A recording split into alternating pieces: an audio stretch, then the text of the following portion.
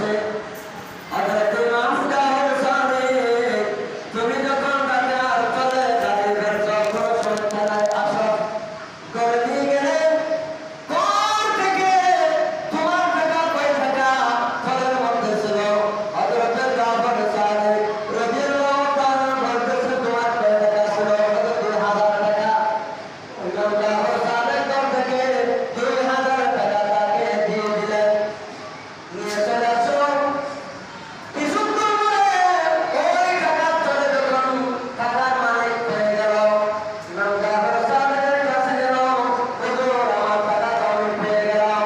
কোরআনে তাকে টাকা দিয়েছি না কোনো কিছু দিয়েছি, জীবনে কোনোদিন আর নেই নাই, আমার আব্বার নাই, আওয়াজের রসুলের এরকম অবস্থায় নাই। তোমাকে 2000 টাকা আমি দিয়ে দিলাম, আমি আর নেব না, এই টাকার মালিক তুমি চলে যাও, তোমাকে দিয়ে দিলাম। তবে একটা কথা মনে রাখবা, জীবনে কোনোদিন কোনো মানুষের সম্মান করবে না, জেনে শুনে সঙ্গে না দেখলে তাকে কোনোদিন তুমি সম্মান করবে না। আমি জাফর সাদিক নবীর বংশধর, নবীর আওলাদ, আমার তা সহ্য হয় নাই। আমি বিরোধিতা করি নাই।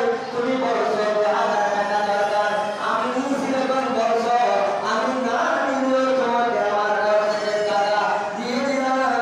এরা হলো তবে ইমাম জাফর সাদিক রাহমাতুল্লাহ।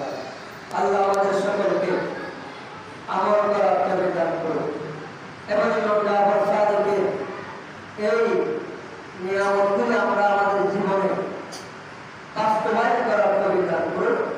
এভাবে আরো বিভিন্ন কথা হযরত জাফর সাদিক আল্লাহ আল্লাহ জিকির করতেছে, আল্লাহ আমার দামি একটা কাপড় দরকার, কাপড় দিয়ে দিলেন।